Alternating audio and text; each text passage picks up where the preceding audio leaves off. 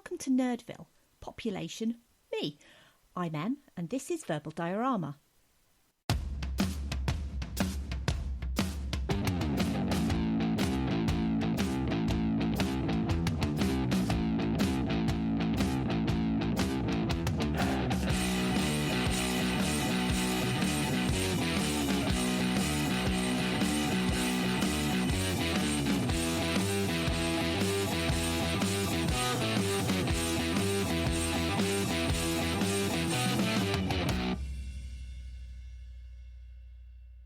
So, welcome to episode 6, and the movie that showed the true colours of repression in the 1950s American dream. So, what have I been up to recently? Well, I've been watching Avengers Endgame. I've been digesting Avengers Endgame and reliving Avengers Endgame. I've also guested on Offscreen Babble for Avengers Endgame, which was honestly just as epic and awesome as the movie Avengers Endgame. And it turns out just as long as Avengers Endgame. But I had such a great time chatting to Sade, and I highly recommend checking out that episode, if only because I reference sliding doors in a Marvel movie. And I think, like the chances of winning against Thanos, I'm the only one out of the 14 million other podcasts that will be covering Avengers Endgame to probably mention sliding doors. But I digress. So the Twitter poll choice for episode 6 is, of course, 1998's Pleasantville. It won against the movie Passengers. The final tally was, I think, 74 to 26. So I'm going to put Passengers back on the list to be tackled another time, only because although I will agree it's not a great movie, it has problems. I think it has great ambitions. It also has literally 2 of the hottest stars in Hollywood at the time, and it also had a lot riding on its success. Honestly, though, I think for this, Pleasantville was the best choice. It's a movie that seems to be more socially potent today than it ever was back in 1998. It's a movie that uses the metaphor of inserting colour into a predominantly black and white movie to represent change, and also the fear of change. On the surface, it's the story of a pair of teenagers who upset a fictional world, but underneath it has so many layers of deeper meaning, a bit like Shrek and his onion layers. What is a perfect life? Who are we if all we do is follow the status quo? So it's really a story about being more than what other people might want you to be. So bearing that in mind, let's talk a little bit about Pleasantville.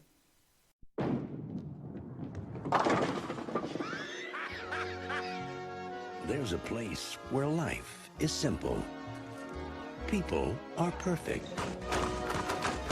And everything is black and white. Honey, I'm home. It's a place that's as far from reality as we can imagine. How about some marshmallow rice squares?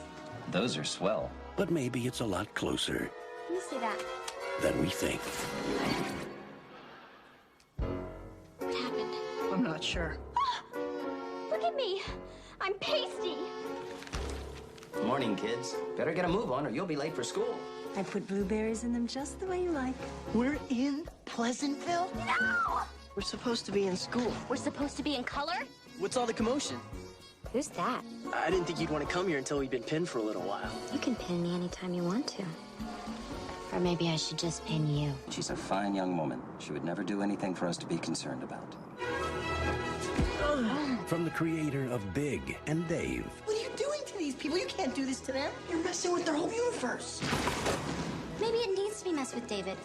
comes a story about the loss of innocence. I brought you something from the library. Gee whiz. And the power of change. What's outside of Pleasantville?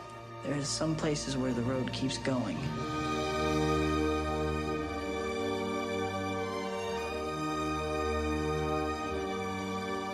Shouldn't cover that up. What is that? What's going on? It's rain. Honey, I'm home. New Line Cinema presents Look at my face. It'll go away. I don't want it to go away. Something is happening to our town.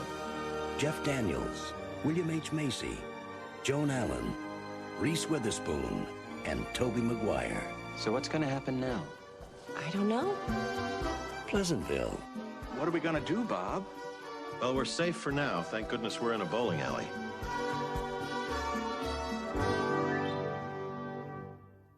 So, spoiler warning, obviously. The synopsis for Pleasantville.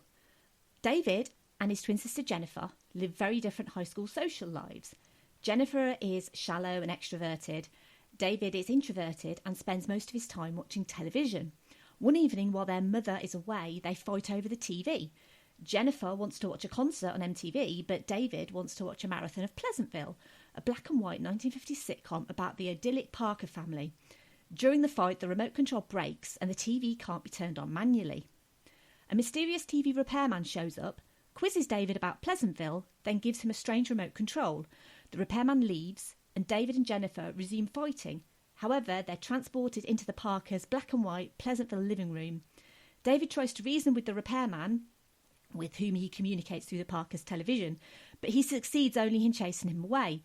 David and Jennifer must now pretend they are Bud and Mary Sue Parker, the son and daughter on the show.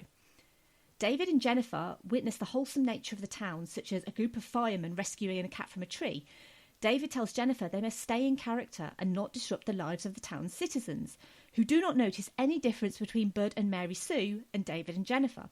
To keep the show's plot, Jennifer dates a boy from high school but has sex with him, a concept unknown to him and everyone else in the town. Slowly, Pleasantville begins changing from black and white to colour, including flowers and the faces of people who've experienced bursts of emotion and personal transformation. David introduces Mr. Johnson, owner of the burger joint / soda fountain where Bud works, to colourful modern art via a book from the library, sparking in him an interest in painting. Johnson and Betty Parker fall in love, causing her to leave home, throwing George Parker, Bud and Mary Sue's father, into confusion. The only people who remain unchanged are the town fathers, led by the mayor, Big Bob, who sees the changes eating at the values of Pleasantville. They resolve to do something about their increasingly independent wives and rebellious children. As the townsfolk become more colourful, a ban on coloured people is initiated in public venues. Eventually, a riot is touched off by a nude painting of Betty, painted by Mr. Johnson, on the window of his soda fountain. The soda fountain is destroyed, books are burned, and the people who are coloured are harassed in the street. As a reaction, the town fathers announce rules preventing people from visiting the library, playing loud music, or using paint other than black, white or grey. In protest, David and Mr. Johnson paint a colourful mural on a brick wall depicting their world, prompting their arrest. Brought to trial in front of the town, David and Mr. Johnson defend their actions, arousing enough anger and indignation in Big Bob that the mayor becomes coloured as well. Having seen Pleasantville change irrevocably, Jennifer stays to finish her education, while David uses the remote control to return to the real world. And so that's the general plot of Pleasantville. The movie was written, produced and directed by Gary Ross. He was also the writer on Big and Dave, so he's known very much for his comedy movies, sort of as a writer. And this was actually his directorial debut, which is pretty impressive considering how great the movie is. Gary Ross would actually go on to direct Tobey Maguire in Seabiscuit, and he also directed the first Hunger Games movie, which is a movie that I actually enjoy very much and have a lot of time for. And most recently, he directed Ocean's 8, which again is another movie that I enjoyed very much and have a lot of time for. I want to have a bit of a quick mention about the cast, because the two leads of the movie, Tobey Maguire and Reese Witherspoon, were kind of very much up and coming at that point. Obviously, Tobey Maguire would go on to make the hugely popular Sam Raimi Spider-Man movies, but he was quite a big rising star in the late 90s, early 2000s. Post Spider-Man, he's not really kind of been around that much. He's not really been in sort of many big movies. I think the most recent big movie he was in was The Great Gatsby. But obviously Reese Witherspoon, she starred in this sort of quite early on in her career. I think before this she'd done quite a few movies. I think the biggest of which was probably kind of the thriller Fear, which was with Mark Wahlberg. But, you know, Reese Witherspoon goes on to be Reese Witherspoon. She's a lady who I've always been really fascinated by her acting choices. Because after this was obviously a really interesting choice for her. After this, she goes on to make films like Election, Cruel Intentions, Legally Blonde, and Walk the Line, which was the biopic of Johnny Cash, which won her the Best Actress Oscar at the 78th Academy Awards. Also, sort of starring in this movie, you've got William H. Macy as George Parker, Joan Allen, who is absolutely perfectly cast as Betty Parker, and Jeff Daniels, who plays Bill Johnson, sort of the love interest of Betty.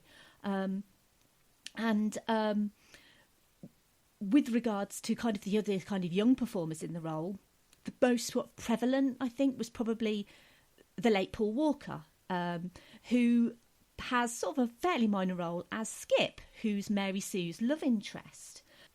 So we're talking about a movie that is initially set in 1998, but is primarily set in a fictional 1950s world. And 1950s is interesting because it's typically portrayed as idyllic and wholesome, like a golden age of post-war celebration, where tradition clashed with liberation. It was also the baby boomer generation. So rather ironically, people were having lots of sex in real life to create the baby boomer babies, whereas the TV of the 50s is generally seen as very chaste. And, you know, you don't really see that sort of thing in these movies. Whilst the 50s in real life wasn't the American dream, you know, people kind of flocked to see these sort of TV shows, things like Leave It to Beaver and Father Knows Best, because they portrayed this ideal family. It was like it was pure escapism. And again, something that David in the movie is trying to do. He's trying to escape from his reality into this picture-perfect world because he thinks it's actually better. And in Pleasantville, tradition dictates the lives of the residents. The husbands are always hardworking and the head of the household. Mothers are immaculately presented and always have dinner on the table. Children are well behaved and doing well at school. Father knows best, mother does the chores, and the children get their homework done. It's very much a cookie-cutter version of what a nuclear family and a perfect home should be, because everything about Pleasantville is, in inverted commas, perfect. The weather's always 22 degrees Celsius, 72 degrees Fahrenheit. The sun shines every day. The sports teams always win. The neighbours always greet you. Boys and girls chastely date by grabbing a malt at the local diner. And after time, if you're lucky, it's upgraded to hand-holding at a local beauty spot. Young boys are courteous and chivalrous, and young girls are shy and modest. There's no disagreement, no swearing, no protests, no war. Everyone has a swell time. But Pleasantville is also seriously repressed. There are no emotions. Husbands and wives don't ever experience love or sex or passion. Sports teams never lose, so there's no joy of winning or sadness at losing. Because Pleasantville is so pleasant, there's no anger or loss or frustration or fear. Literally every emotion is repressed. And outwardly, this is seen as being a positive thing. You know, showing that outward facade of everything is perfect in my life. But as we all know, especially with the rise of social media, not everything is always as it seems. And that perfect facade always eventually crumbles because no one can keep up appearances for long. And the catalyst for all these emotions, this reversal of repression, is brought on by the appearance of David and Jennifer. David, who himself is repressing his emotions from his broken home by ignoring his real life and fantasising about life in Pleasantville, initially wants what Pleasantville can give him. He sees a mother and a father who appear to love their children, Bud and Mary Sue, but once he's stuck in Pleasantville, he soon realises that they have no clue what love actually is. Love isn't an action. It's not a plate stacked high of pancakes every morning. Love is an emotion. And they don't know how to deal with that. They can't deal with that. So whilst David is initially thrilled about the thought of life in Pleasantville, Jennifer is appalled because she's pasty. She has to wear uncomfortable clothing and she has to act demure because that's what's expected of her. Whilst Jennifer appears to be the one who starts the change in Pleasantville, it's actually David. Because when David is talking to Skip at the gym, Skip mentions dating Mary Sue. In the show, Bud would agree, but David as Bud actually disagrees with Skip dating Mary Sue because he knows Mary Sue is actually Jennifer and coincidentally knows what Jennifer is like. This is the initial act that starts the chain of events, which is ironic considering what David knows about Pleasantville. Jennifer, as Mary Sue, goes against her character's traits and introduces sex to the young people of Pleasantville, thereby introducing the love and passion they've never been allowed to feel before, but also the other emotions that go with love and passion, like betrayal, jealousy and fear. Betty Parker is outwardly a happy homemaker, but soon realises there are changes afoot in Pleasantville and wants to know more about why so many kids are going to Lover's Lane. So Jennifer, as Mary Sue, explains the birds and the bees to her on-screen mother. Betty and George, with their twin beds, have never actually had sex, and so she doesn't even know what it is. Betty, with her newfound information, goes to the bathtub and masturbates for the first time ever, and this act alone sets the tree in front of the house on fire, in probably one of the best-known visuals from the movie. It also invokes one of the most comedic parts of the movie, where David as Bud, goes to the fire station and shouts, Fire! Fire! Fire!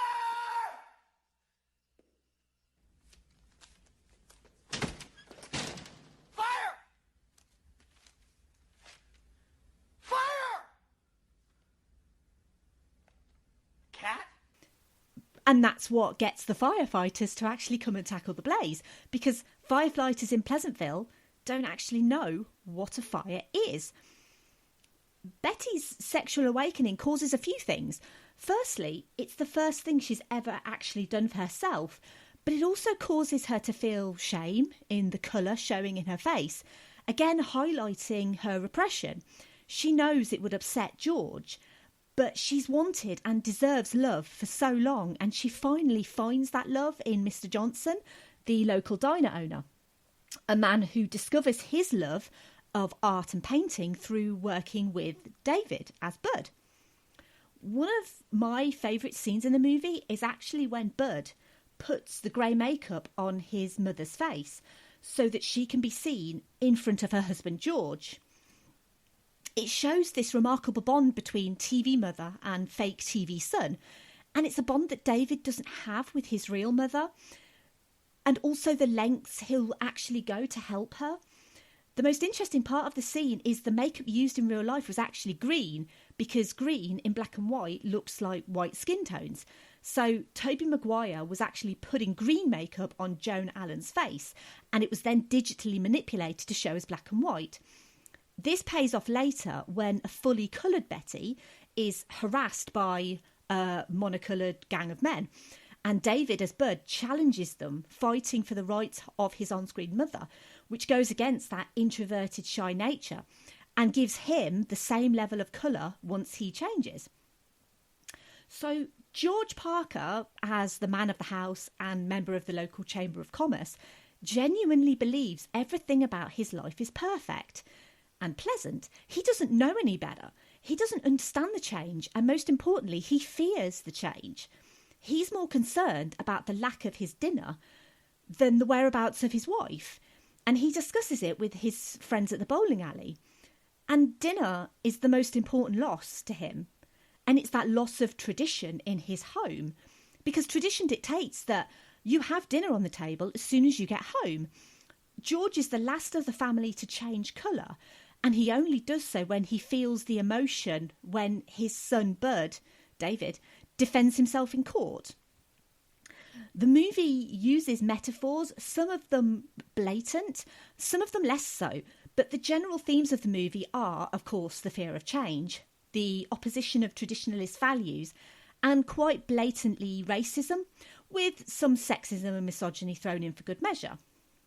For a movie to use terminology related to the civil rights movement, such as the signs that say no coloureds, without actually containing any people of colour in the movie, you can kind of see the parallel they're trying to use, because socio-political repression is still repression. But considering the movie tries to make this point really hit home, it doesn't actually seem to follow through with it in a satisfactory way for its version of, in inverted commas, coloured people. Because in the end, everyone turns Technicolor. Everyone becomes the same. And I don't think that's something that can be said for the way some black people in America might be feeling, you know, either back in 1998 or now. And it's not for me to put words in their mouths. Rather ironically, I'm just going from the things I see on TV. Whilst the movie isn't afraid to attempt to tackle racism, it never feels like it fully commits to the cause. Where the movie does succeed, however, is the attempt to show the liberation of the women of Pleasantville. Women who are repressed emotionally, they can't show emotion. Physically, you know, all they do is serve their husbands and children. Mentally, they can't think for themselves, they don't know how. As well as the most blatant, obvious liberation, that of sex and sexuality. The husbands in Pleasantville aren't really villainous. George Parker is never a bad guy. He just fears change, and that includes the changes within his own family. He was the head of the household, but with a wife who thinks for herself, does what she wants, and may or may not love him, he doesn't know how to cope with that. That's really his only crime. He does try to learn and to evolve, but the specifics of Betty's story still ring true for a lot of women in repressed societies still today, in 2019, where they have little to no rights. The use of colour is probably my favourite thing in the whole movie, and probably one of the main things people remember about the movie. It's not the first time colour against black and white has been used to depict change or highlight something. It was seen, first of all, in The Wizard of Oz, where the glorious land of Oz was rich in colour against the black and white reality of Dorothy's real-world existence. And it was, of course, famously used in Schindler's List to show the little girl in the red coat, effectively showing the horrors of Nazi occupation and the loss of innocent life during the Holocaust. Pleasantville was actually filmed in colour, and then 163,000 frames of 35mm footage were scanned and digitised in order for the purpose of removing or manipulating colours to selectively desaturate and contrast adjust digitally. This was done on state-of-the-art Spirit data scene scanners, one of which was actually found in a basement, would you believe, in Culver City, California. This means that those first pops of colour were actually primarily digitally adjusted in the rest of the frame to be black and white and not the reverse. It was the first movie that used this technology, which is called digital intermedia, or DI, and the effect is still striking today, 21 years after the movie premiered. At the time of its release in 1998, it contained the most digital effects in film, and that's a feat that was surpassed by George Lucas's Star Wars Episode I: The Phantom Menace the following year. But unlike The Phantom Menace, which uses effects simply because it's set a long time ago in a galaxy far, far away, and because it can, Pleasantville's effects serve an important purpose to the narrative of the story. It simply can't be told without using colour. Colour is used to depict freedom from repression in many ways, from the single red rose as Skip and Mary Sue leave Lover's Lane, to the bursts of colour in the school and town. Pleasantville does an excellent job of using colour to depict that change. And whilst the introduction to sex in the world of Pleasantville that starts the colours showing, it's not just sex. It's change and the freedom of choice. Jennifer, as Mary Sue, is initially upset that she's still in black and white after having, and I quote, more sex than anyone. However, for her, sex wasn't her catalyst for change because that was already the person she was. It was actually turning down sex and choosing to study instead, which brought colour to her, because she finally doesn't care what anyone else thinks of her and starts to get enjoyment and pleasure from education. She changes to the point that at the end she chooses to stay in Pleasantville to continue her education, a choice that, honestly, I didn't understand the first time I watched it. But if you think about it, her choice is actually sound. She feels like she wouldn't be taken seriously back in her world or have the chance to go to college based on her real-world grades. But here in Pleasantville, she's a good student who can get into a great university. What that means for her isn't clear, but in a movie about the right to have a choice, it's important Jennifer gets hers. I do feel sorry for her poor mother in the real world, though, because once he goes back, how does David explain where his twin sister is? Mom, she's in the TV. I asked for some comments from the Twitterverse about Pleasantville, and one person who came to me was Kristen from So I'm Watching This Show, and she told me she's a massive fan of the movie. And had I known that earlier, then I probably would have invited her on to talk about it, because she has actually a lot to say, and she kindly put some thoughts down and sent them over. So here are Kristen's thoughts on the movie. One of my favourite things about Pleasantville is all the different ways the characters turn from black and white to colour, specifically the differences between Tobey Maguire and Reese Witherspoon's characters. When David and Jennifer find themselves in the world of David's favourite show, Jennifer sets out to awaken the whole town, mainly sexually. We see her sleep with Paul Walker's character Skip, which enables him to see colours for the first time. David, on the other hand, doesn't try to awaken anything. He wants the town to stay the same. But as things start to change, he allows himself to explain books and music and art to his peers, which in turn changes them. As the whole town starts to gain colour and the residents realise they've been repressed the whole time, Jennifer and David have to figure out why they aren't changing, and what they discover is my favourite thing about the movie. Jennifer, who is a wonderfully sexually awakened character throughout the movie, but perhaps uses her sexuality a little too much to get what she wants, wonders why all the sex she's having hasn't changed her. When David tells her maybe it's not the sex that does it, it starts her thinking. And when Skip comes to her window while she's doing schoolwork and wants to have sex again, she rebuffs him in no uncertain terms and continues reading. When she wakes up, she's in full colour. It's such a wonderful moment for the character, who realises that she can be something more than just sex, and that her value lies in her whole person and not just what she can give a man, and it inspires her to stay in the world of Pleasantville and pursue her education, something real-world Jennifer never would have done. David's story is similarly deep and no less emotional. In the real world, we see him judge his mother for trying to find love again, specifically with the men she chooses. He's not very caring towards her, and he doesn't have much to do with her. In Pleasantville, he gets very close to Joan Allen's Betty, to the point where he helps her cover up the fact that she's no longer black and white, and gets her together with Jeff Daniels' Bill. When he defends Betty in front of the rioters in town, David finally changes. His coming to the defence of a mother figure was his trigger, and so when he gets home to the real world and finds his mother heartbroken once again, instead of being judgy and leaving her alone, he comforts her and spends time with her. It's a remarkable journey and shows that even David, the hero of the story, needed Pleasantville in order to grow as a person. So thank you to Kristen from So I'm Watching This Show for her thoughts. There was also a few other comments from Twitter, not as many as for Sky Captain, but we value quality, not just quantity, on Verbal Diorama. So at Phil the Bear said, I can tell you that it's the film that I met my now wife watching, and I still have the ticket stub.